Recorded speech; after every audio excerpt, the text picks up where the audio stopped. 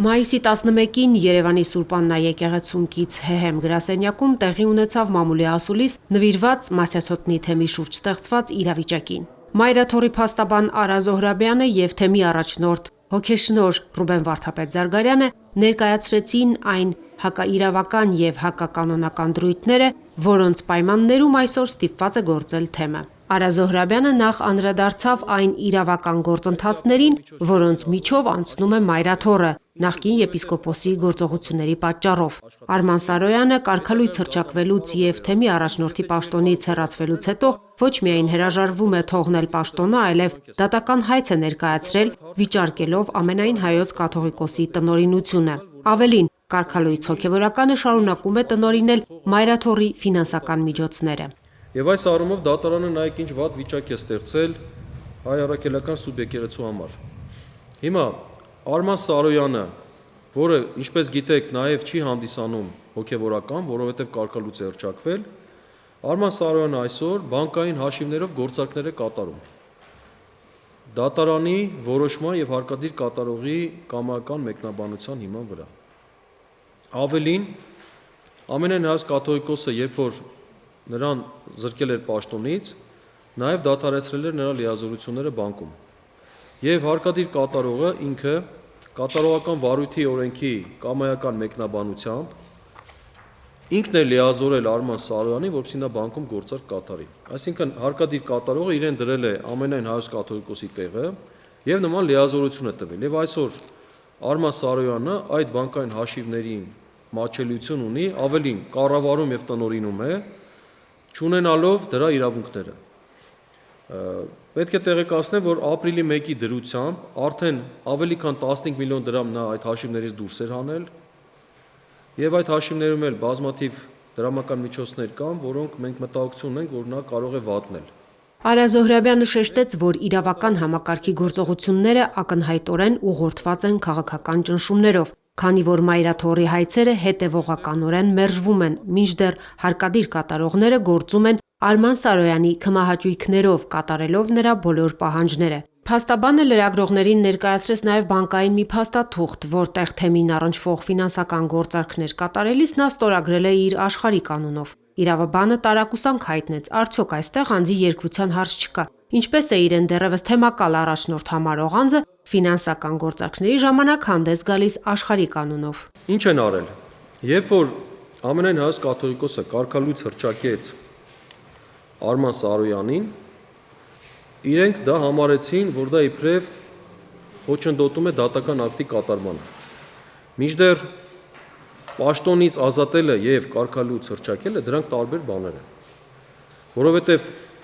նա հոգեվորական կարգավիճակից նա պաշտոն է։ Եվ չէր կարող օրինակ նույնիսկ եթե համարենք, որ այդպիսի վեճ կա,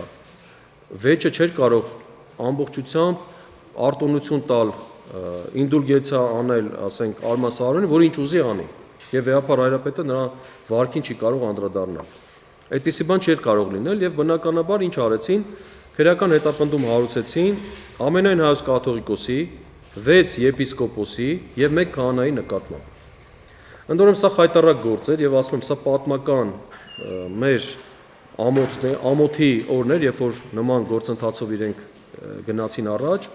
Արդեն 4 ամիս է իրավապահ համակարգի կողմից տարբեր բռնաճնշումների են ենթարկվում Մասյացոտնի թեմի առաջնորդն ու հոգևորականները։ Ասուլիսի ընթացքում պարզ դարձավ նաև, որ հայր Ռուբենը հարկադիր կատարումն ապահովող ծառայություններից պարբերաբար ծանուցումներ է ստանում, որոնց պահանջները չկատարելու դեպքում սպառնում են քրեական պատասխանատվության ենթարկել։ Վարդապետն արդեն հրավիրվել է քննչական կոմիտե եւ հարցաքննվել որպես վկա։ Չնայած այս ամենին, Մասյացոտնի թեմի առաջնորդն իրեն անվերապահ աջակցություն հայտնած հոգևոր դասի եւ հավատացյալների հետ շարունակում է իր ծառայությունը ի նպաստ Հայոց եկեղեցու եւ հայրենիքի։ Մոտենում են ուրեմն քահանաներին եւ սպառնում են, որ եթե չեք ընդունում այն կեցվածքը, որով պետք է դուք էլ չճանաչեք ամեն Հայոց հայրապետի տնօրինությունը, նշանակում է դուք դեմ եք գնում ուրեմն պետության քաղաքականությանը, հետևաբար մենք ժողովրդով, թե ինչ ժողովուրդ ես չգիտեմ, ոնց հասկանում եմ ժողովրդի անունից նույն ժողովրդի դեմ է աշխատանք տարվում, ձեզ կհեռացնենք, կվտարենք, կփոխենք, եկեղեցիների կողպեքները կփոխենք, որոշ դեպքերում եկեղեցին առաջարկվել է նույնիսկ որոշ ժամանակով փակել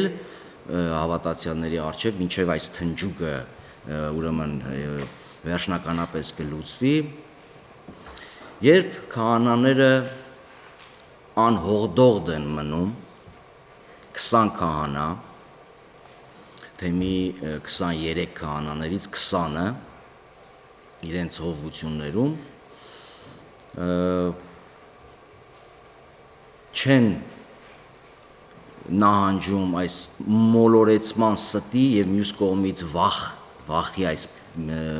մթնոլորտի միջավայրի ներշնչանքի առջև գործի են անցնում իշխանության մյուս ճյուղերը եւ այս դեպքում արդեն դատարանը, որը կայացնում է անօրինական որոշում, բոլոր փաստաթղթերով իրավական, այդ թվում նաեւ միջազգային, պետությունը իրավունք չունի միջամտելու եկեղեցու ներքին կառավարման կյանքին, առավել եւս ինչ որ մի թեմի առաջնորդի փոփոխությանը, դեռ փոփոխության ընդամենը ետ է կանչվել Մայրաթոր Սուրբ Էջմիածին եւ առաջնորդ է փոխվել, որը կանոնադրությամբ, որը ներկայացված է պետության մոտ եւ որին դատարանը իբրև թե մի որոշ հոդվածների հղում է արել իր միջանկյալ որոշումը կայացնելու համար, այդտեղ ուրեմն սևով սպիտակի վրա արձանագրված է, որ ամենայն հայոց կաթողիկոսի իրավասության շրջանակում է ըստ անհրաժեշտության թեմի առաջնորդ նշանակելու, թեմի առաջնորդ փոխելու, թեմ բացելու, թեմ փակելու, իր բացարձակ իրավասության շրջանակում է։ Փաստաբան Արա Զոհրաբյանը հավելեց, որ հակասահմանադրական եւ հակաիրավական է նաեւ եկեղեցական ծառայությունների կասեցումը զինված ուժերում եւ քրեակատարողական հիմնարկներում։ Եկեղեցի պետություն համագործակցությունն ամրագրված է իրավական հստակ դրույթներով եւ պետությունը խախտելով ու անտեսելով դրանք դիմում է հակաօրինական քայլերի։ Մայրաթոր Սուրբ Էջմիածինը հոգևոր ծառայություն չի իրականացնում քրեակատարողական հիմնարկներում։ Սա թող իմանան հատկապես քրեակատարողական հիմնարկների ուրեմն եւ աշխատողները եւ ազատազրկված ուրեմն մեր եղբայրներն ու քույրերը։ Մայրաթոր Սուրբ Էջմիածինը կամ Հայաստանի այս առաքելական Սուրբ եկեղեցին հոգևոր ծառայություն չի իրականացնում հայտնի պատճառներով։ Հիմա ես լսեցի, որ անատների հետ կնքված այդ պայմանագրերի շրջանակում էլ այս պահին չկա այց։ Չեմ կարողացել ճշտել մեկ քահանայի պարագան։ Մնացած դեպքերում այց չկա։ Երևան կենտրոն հաստատ չկա։ Դուք կարող եք դա ավելի հստակ ճշտել